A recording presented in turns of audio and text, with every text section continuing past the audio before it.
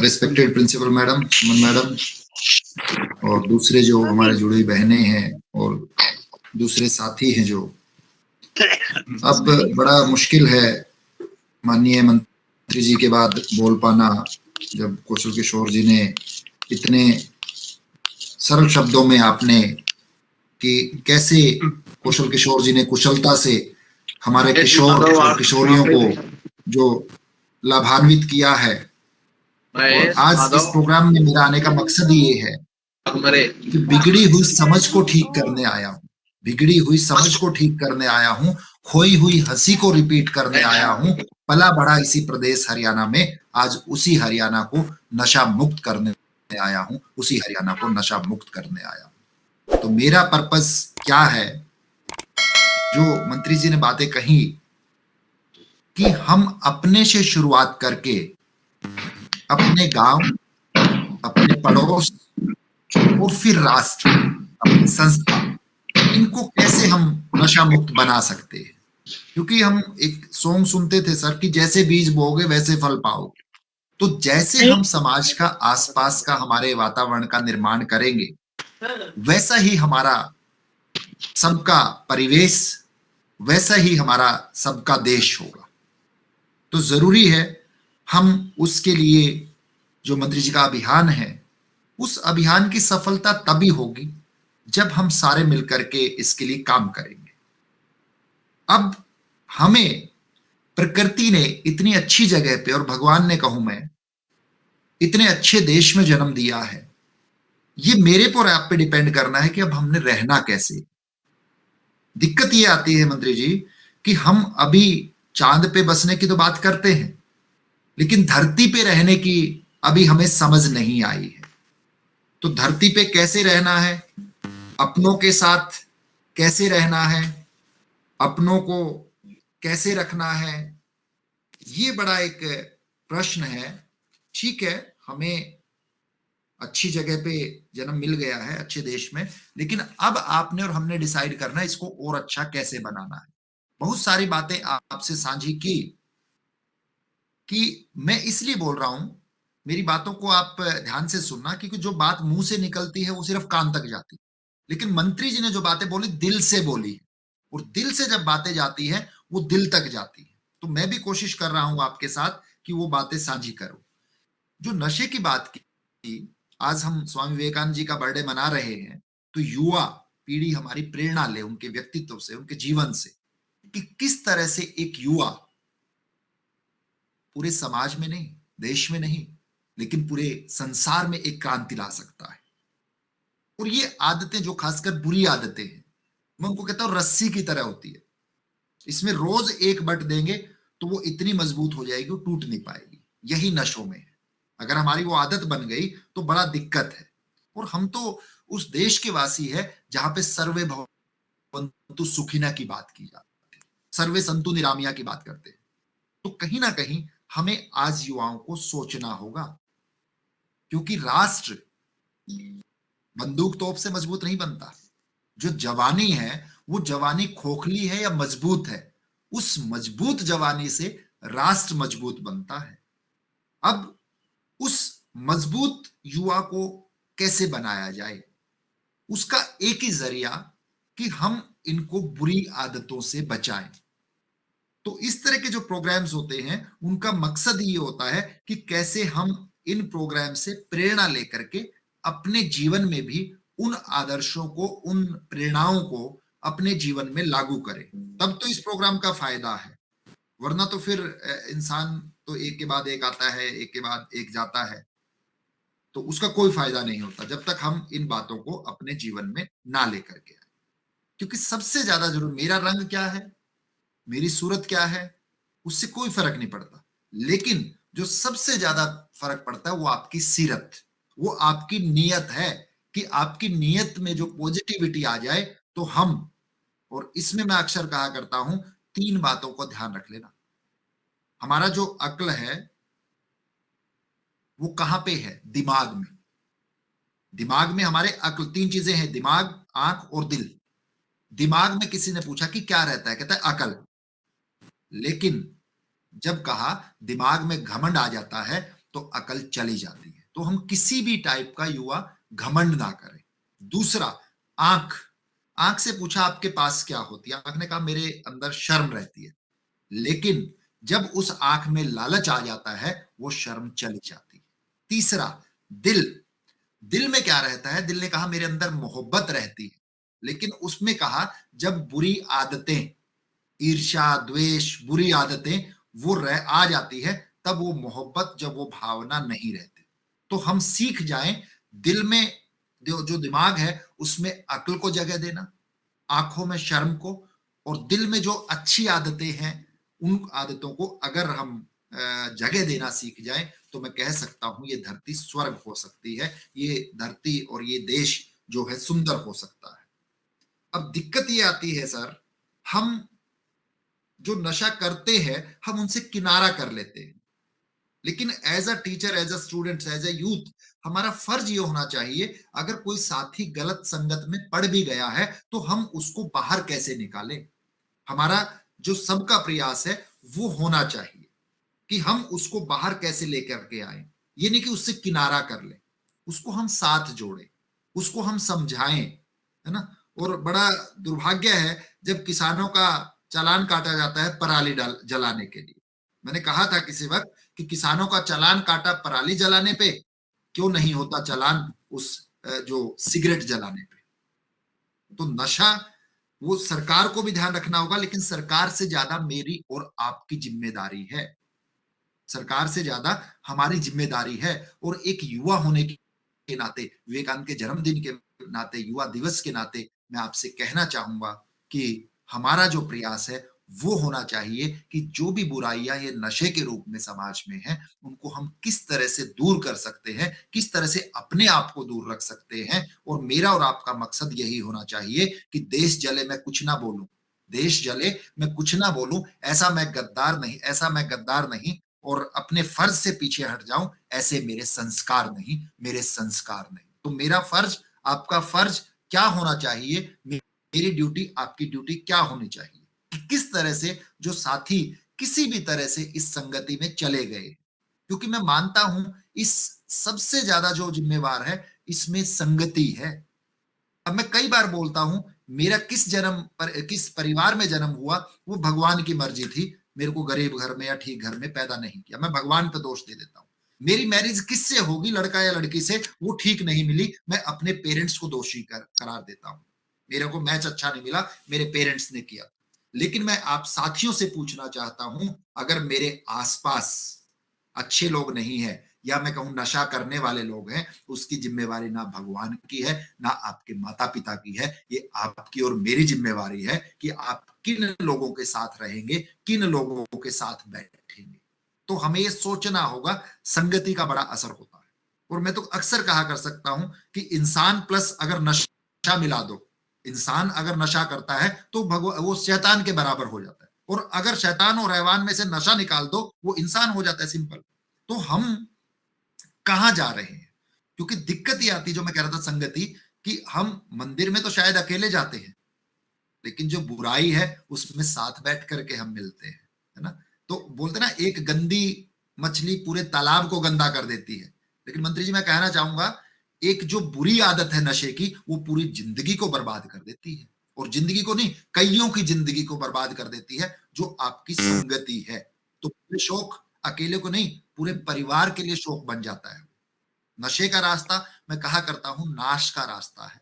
वो इंसान का सर्वस्व है उसको नाश कर देता है। तो ये हमने सोचना है, अब हम उस अच्छी आदत को अपनाएं या बुरी आदत को अपनाएं।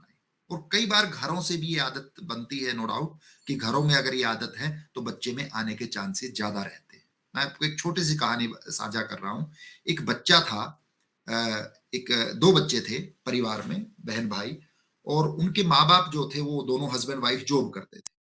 तो हस्बैंड वाइफ दोनों जॉब पे जाते थे और दादा दादी भी उन बच्चों के साथ रहते थे। बूढ़ा सबने होना है, तो दादा दादी को खांसी जुकाम सर्दी लगती थी कई बार।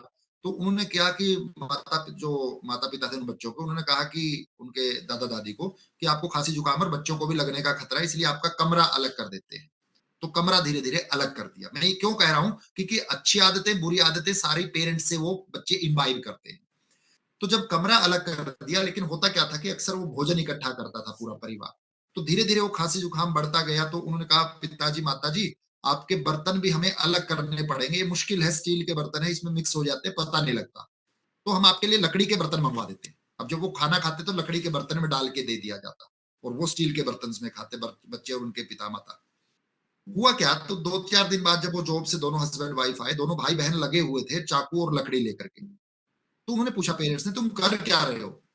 कहते हैं हम आपके लिए लकड़ी के बर्तन तैयार कर रहे हैं, क्योंकि बूढ़ा आपने भी एक दिन होना है। तो ये मैंने कहानी इसलिए सुनाई कि आदतें हैं, अगर पेरेंट्स की या फैमिली की आदतें अच्छी हैं तो वो बच्चों में भी आ जाएंगी, और अगर वहां फैमिली की और पेरेंट्स की बातें अच्छी नहीं है तो वो हो सकता है बच्चों में भी जाए। तो जरूरी है। और मैं तो मंत्री जी कई बार ये भी कहा करता हूँ, युवा नशा करे, लेकिन मेरा नशा दूसरी तरह का है। युवा नशा करे ऊंची नैतिकता का, युवा ऊंचा करे सच बोलने का, युवा नशा करे परोपकार करने का, युवा नशा करे अपने कर्तव्य पालन का, युवा नशा करे देश प्रेम और सदाचार का, रोज व्यायाम करने का, अच्छी आदतें अपने विकसित करने का। तो जरूरी है हम, क्योंकि जब अगर नशे की गर्त में चले जाते हैं तो कंगाली ही बचती है, कुछ नहीं बचता। और कई बार बोलते हैं नशा करने वाले के चेहरे पे धूल है, सच मानिए चेहरे पे धूल है, और दर्पण को गाली देना फिजूल है। तो कहने का मतलब क्या है, हमारी आदतें हैं।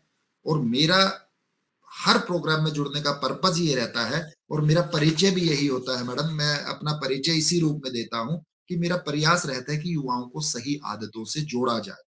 कि तिल तिल जलता जाता हूं, तिल तिल जलता जाता हूं, तम को दूर भगाता हूं। तम मीन्स यहां बुरी आदतें हैं।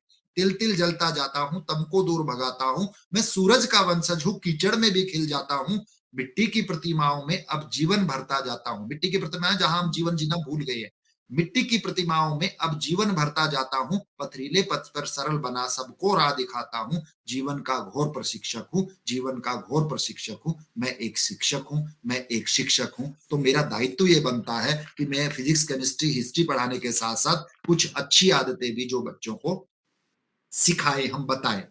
क्योंकि पेरेंट्स के रूप में और टीचर्स के रूप में हमारा रोल बड़ा इंपॉर्टेंट है। और मैं पेरेंटिंग वर्कशॉप करते हैं, जब हम बोलते हैं कई बार कि उंगली पकड़कर अगर बच्चे को मंदिर में ले जाओगे तो जाहिर है वो बच्चा बुढ़ापे में श्रवण कुमार की तरह आपकी सेवा करेगा। और अगर उसको सिगरेट और दारू पकड़ाओगे तो वो आज आपके लिए ला रहा है तो कल अपने लिए भी टेस्ट करके देखेगा। तो ये हम पे और परिवार पे डिपेंड करता है कि हमारे संस्कार कैसे हैं। कई बार बोलते हैं मंत्री जी कि सिगरेट छूटती नहीं, मैंने कहा 2 उंगलियों को खोल दे छूट गई। ये तो आपकी आदतें है ना, आपने कैसी बनानी है ना। तो हम कई बार इतना बताते हैं कि नुकसान होते हैं, इसको नुकसान के बजाय हम ये भी बताएं कि छोड़ने के फायदे क्या हैं, है ना। हमें ये भी बताना चाहिए उनको कि छोड़ने के फायदे क्या हैं। और आज मैं युवा दिवस पे युवाओं से आह्वान कर रहा हूं कि वो अच्छी आदतें अपनाएं, बुरी आदतों को छोड़े। क्यों? क्योंकि पग पग पर मौत का व्यापारी खड़ा है, पग पग पर मौत का व्यापारी खड़ा है। संभल जाओ देश के युवाओं, तुम्हारे कंधों पे ये वतन खड़ा है, तुम्हारे कंधों पे ये वतन खड़ा है। तो जिम्मेदारी हमारे युवाओं की ज्यादा है, इसलिए उनको बचाना जरूरी है। और कमल किशोर जी की उपस्थिति में मैं कहना चाहूंगा कि बहुत सारे हमारे किसान हत्या करते हैं, लेकिन किशोर का आंकड़ा उनसे भी ज्यादा है जो हमारे युवक आत्महत्या करते हैं। किसानों को तो समझ में आ जाता है इकोनॉमिक, लेकिन ये किशोर क्यों कर रहे हैं हमें समझना होगा। क्योंकि किसान कौन है जो देश को अनाज दे, और किशोर नौजवान कौन है जिस पर देश नाज करे। तो वो जवानी खोखली नहीं होनी चाहिए। हो सकता है कई बार हम एक बहाना लगाते हैं, मेरे पास तो समस्याएं ज्यादा थी इसलिए मैं नशे की आदत में पड़ गया। कठिनाइयों का हल नशा नहीं, और कोई भी ऐसा इंसान नहीं है जीवन में जिसको ठोकर ना लगी हो। लेकिन हमें उन ठोकरों से आगे निकलना है, क्योंकि इंसान जो है गलतियों से सीखता है। उसका जरिया नशा नहीं है, उसका रास्ता नशा नहीं है। क्योंकि हर इंसान कभी ना कभी फेल होता है, और इंसान वही है कि मंजिलें इंसान के हौसलों को आजमाती है, सपनों के पर्दों को आंखों से हटाती है। किसी बात की हिम्मत ना हारना, ये ठोकरें हैं जो इंसान को चलना सिखाती है, ठोकरें हैं जो इंसान को चलना सिखाती है। तो कहने का मतलब ठीक है हम फेल होंगे, लेकिन इसका मतलब ये नहीं कि नशे के रास्ते पे चले जाएंगे। और मैं तो अक्सर कहा करता हूं कि पेड़ को देख करके जीना सीखिए। पेड़ होता है जो कभी जीने की आस नहीं छोड़ता, पतझड़ में भी फूल पत्ते छाया नहीं होते फिर भी जीने की आस रखता है। वो मरने की नहीं सोचता, खड़ा रहता है इसलिए कि मैं सावन में हरा हो जाऊंगा। तो क्यों ना हमारे युवा अगर असफलता या सफलता मिलती है, तो उसका मतलब ये नहीं कि हम गलत रास्ता अख्तियार करें। हजारों रास्ते हैं जीने के, भौतिक सफलताएं और असफलताएं जो हमारे जीवन को नहीं छीन सकती। और आज तो मैं युवाओं के पास एक सबसे बड़ा मंत्र दे रहा हूं। हमने आईक्यू पे बहुत जोर दिया, इंटेलिजेंस क्वोशिएंट, हमने फिर एसक्यू कहा, फिर हमने ईक्यू कहा, इमोशनल क्वोशिएंट, लेकिन मैं आज एक नया और ए क्यू देता हूं आपको। ए क्यू क्या है? जो इस तरह के प्रोग्राम से आप में एडवर्सिटी क्वोशिएंट, कि विपरीत परिस्थितियों में भी आप और अपने आप को कैसे बाहर निकाल सकते हैं। तो मेरा अनुरोध आपसे यही है कि 1952 में एडमंड हिलेरी हिमालय पे नहीं चढ़ पाए थे, लेकिन हिलेरी ने उस दिन चैलेंज किया था कि मेरे हौसले दिन भर बढ़ते जाएंगे लेकिन तेरी ऊंचाई नहीं बढ़ेगी। वो वही हिमालय जैसे पर्वत को उनके हौसलों ने हराया। तो यही चीज मेरे और आपके जीवन में भी आए कि हम हौसला ना छोड़े। प्रॉब्लम आ सकती है, समस्याएं आ सकती है, लेकिन उसका तरीका ये नहीं कि हम गलत रास्ता अख्तियार करें। तो नशा ना करे गबरू जवान, और रल मिलकर बचाए हम सारा हिंदुस्तान। नशे को हराने के लिए, जैसे मंत्री जी ने आह्वान किया कि नशों को हराने के लिए हम काम करें, उस पे हम फोकस करें, कैसी हमारी युवा पीढ़ी को हम उसकी गर्त से बाहर निकाल सकते हैं। तो ये जरूरी है हम युवाओं के लिए कि इस तरह से जो उड़ता पंजाब बनी तो उड़ता हरियाणा ना बने, या दूसरे जो किसी दूसरे प्रदेश में वो चीज ना हो। तो जरूरी है हम इस तरह से अपने जीवन को बनाएं कि 3 महापुरुषों का मैं आपको एग्जांपल दे रहा हूं। मेरा जीवन, चाहे वो बचपन है, बुढ़ापा है, जवानी है, मेरा जीवन किस तरह से, बचपन मेरा उस कृष्ण की तरह से नटखट और शरारती होना चाहिए। लेकिन जो मैं युवाओं से खासकर आह्वान कर रहा हूं, वो आपका जो जवानी है वो राम की तरह मर्यादा पूर्वक भी हो, और बुढ़ापा उस महावीर की तरह हो जहां पे आप सब कुछ समाज के लिए, सब कुछ देश के लिए न्यौछावर विरक्त भाव से, साधना के भाव से, त्याग के भाव से ना। तो वो जरूरी है, क्योंकि जो मर्यादा लांग देता है वो बड़ा कभी नहीं बनता ना। तो कुछ युवा कहते हैं हमें कि नशा इसलिए करते हैं कि बेरोजगारी बहुत है। कुछ युवा कहते हैं नशा इसलिए करते हैं कि बेरोजगारी बहुत है। मैंने कहा है मूर्ख, नजर उठा के देख, नजर उठा के देख, देश काम करने की ललक है तो इस देश में, अगर काम करने की ललक है तो इसमें, इस देश में काम ही बहुत है, काम ही बहुत है। आपको एग्जाम्पल दूं अगर मैं, बाबा रामदेव का, अंबानी साहब का, है ना, बहुत सारे एग्जाम्पल्स हैं जो आप ले सकते हैं, है ना। तो इसका मतलब ये है कि हम अपनी संगति पे ध्यान दें, अपनी आदतों पे ध्यान दें, अपने आसपास पे ध्यान दें, अपने जो कहूं जो पूरा परिवेश है उस पे ध्यान दें। क्योंकि मेरी उम्मीद ज्यादा युवाओं से है। दादा मासूम गाजियाबादी लिखते हैं कि ये नगमागार, गाने वाले को बोलते हैं, ये नगमागार परिंदे हैं जुबान मत काटो इनकी, ये नगमागार परिंदे हैं जुबान मत काटो इनकी, इन्हीं की जुबानों से कल तेरे किस्से बयां होंगे। अभी पिछली कतारों के मुसाफिर ही सही, लेकिन वो दिन भी आएगा जब ये मेरे कारवां होंगे, जब ये मेरे कारवां होंगे। ऐसी उम्मीद मंत्री जी ने जताई है कि आप एक से शुरू कीजिए, 1 से 2 बनेंगे, 2 से 4 बनेंगे, 1000 बनेंगे, लाख बनेंगे, करोड़ बनेंगे। तो यही हमारे पूरे भारत की जो एक मुहिम होनी चाहिए, लेकिन ये मुहिम मेरे से और आपसे, इंडिविजुअल से शुरू हो। पहले हम अपने से शुरू करें। तो कई बार तो नशा मर्द की पहचान है। मैंने कहा फिर रोड पे पड़ा व्यक्ति तो सबसे बड़ा मर्द है जो रोड पे शराब पी के नशा करके पड़ा होता है। तो इतिहास में ऐसे लोगों का नाम नहीं आता। इतिहास में स्वामी विवेकानंद, दयानंद, महावीर जैसों का नाम आता है, जो इस देश को, इस राष्ट्र को आगे ले जाने की बात करते हैं। तो कभी भी नशा या बुरी आदतें, नशा अकेला, मैं नशे की बात नहीं कर रहा, बुरी आदतें हम पे हावी ना हो नाव तट से बंधी लहरों की मनमानी ना हो नाव तट से बंधी लहरों की मनमानी ना हो, नाव को इस पार से, दैट मीन्स हमारे लक्ष्य, नाव को इस पार से उस पार जाने में परेशानी ना हो। देख माझी, माझी को ना यहाँ युवा, देख माझी, याद रखना कोई नादानी ना हो, नाव तो पानी में हो लेकिन नाव में पानी ना हो, नाव में पानी ना हो। तो ये बुरी आदतें हमारे जीवन पे हावी ना हो। क्योंकि कोई भी, जितनी मेरी बहनें सुन रही है, बेटियां सुन रही है, मैडम सुन रही है, लड़की पिता से कहती है गरीब के घर रह लूंगी, पर शादी जो नशेबाज है उससे मत करना। चमचमाती कार ना मिले लेकिन परिवार संस्कार वाला मिले। तो ऐसी इच्छा किस बहन बेटी की नहीं होती, किस परिवार की नहीं होती। तो जरूरी है हम अपने परिवार को भी बचाएं, अपने आप को भी बचाएं, और किस्मत को कभी दोष मत देना जनाब। किस्मत को कभी दोष मत देना जनाब। इंसान के रूप में जीवन मिला है, यह किस्मत नहीं तो और क्या है। अगर इंसान बने हैं तो हमें पहचान होनी चाहिए अच्छे बुरे की, है ना। लाइफ तो आपके और मेरे हाथ में, जैसी चाहे वैसे बना लो। स्वर्ग बनानी है, नरक बनानी है। मैं विरोधी नहीं हूं मैडम, आपकी अर्निंग 5-6 फिगर में हो, लेकिन आपका फिगर भी ठीक रहे, उसको बुरी आदतों से बचाए, ये भी और आपकी मेरी जिम्मेदारी है। ये अपनी स्वयं की जिम्मेदारी है। लेकिन दिक्कत ये होती है जब कड़वा बोलते हैं लोग उठते चले जाते हैं। और अच्छी बात यह आपके प्रोग्राम में लोग जुड़े हुए हैं, क्योंकि मैं अक्सर कहा करता हूं मेरी महफिल में बहुत भीड़ थी साहिब, लेकिन मैं सच बोलता गया और लोग उठकर चलते गए। लेकिन आपके में उठे नहीं है, ये आपका अच्छा प्रोग्राम, जिसको मैं कहूंगा साधुवाद भी देता हूं कि आप इतने शॉर्ट नोटिस पे हम सब लोगों के साथ जुड़े। और हमेशा ही जो हमारी युवा पीढ़ी है उससे मैं कहूंगा कि वो समाज में जब अगली पीढ़ी आपसे पूछे कि आप समाज को बनाने वालों में थे, आप बिगाड़ने वालों में थे, तो आपका जवाब यही होना चाहिए कि हम उस समाज को दिशा देने वाले थे। आज हम इस यूथ डे पे प्रण लें कि जीवन को भी बचाएंगे, जीविका को भी कमाएंगे, लेकिन अच्छी आदतों के साथ, क्योंकि जीवन चलाना भी है, कमाना भी है, लेकिन उसके लिए शरीर को बचाना भी है। शरीर कब बचेगा? जब अच्छी आदतें होंगी। और वो सरसरी हवा थी, संभलना पड़ा मुझे। वो सरसरी हवा थी, संभलना पड़ा मुझे। मैं आखिरी चिराग था, जलना पड़ा मुझे। तो समाज को दिशा देने वाला ये युवा ही है, जो खुद को बचाएं, दूसरों को बचाएं, और अपनी जिम्मेदारी हम सब निभाएं।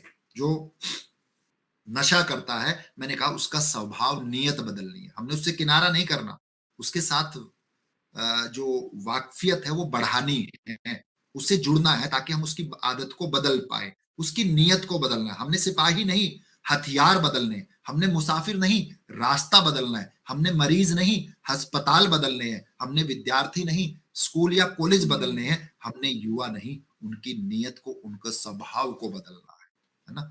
तो ये ज्यादा जरूरी है। तो हम इसी उस उम्मीद के साथ, कामना के साथ कि जिस तरह से प्रोग्राम हुआ, इसका मकसद ये है हम अपने को बचा पाए, अपने आप को बचा पाए, अपनों को बचा पाए, और अपने राष्ट्र को बचा पाए। इन्हीं शब्दों के साथ कि आप सब इस प्रोग्राम से जुड़े और आपको मैं आपके दर्शन वर्चुअल माध्यम से सबके कर पाया, ये मेरा सौभाग्य है। और आप, मैंने कुछ बताया उससे आप सीख पाए नहीं सीख पाए, लेकिन आपकी उपस्थिति में बहुत सारी चीजें मैं सीख पाया कि कितने अच्छे श्रोता है जो इतने इत्मीनान से सुन रहे थे। तो वक्त की पाबंदियों का किस्सा तमाम करता हूं, और आज की जो पूरी महफिल है आपके नाम करता हूं। और खुशियों से भरे चमकते सितारों, खुशियों से भरी महफिल के चमकते सितारों, सर झुका करके आपकी मोहब्बत को, आपकी शिद्दत के साथ सबका शुक्रिया अदा करता हूं, सबका शुक्रिया अदा करता हूं। धन्यवाद, थैंक यू, जय हिंद, जय भारत।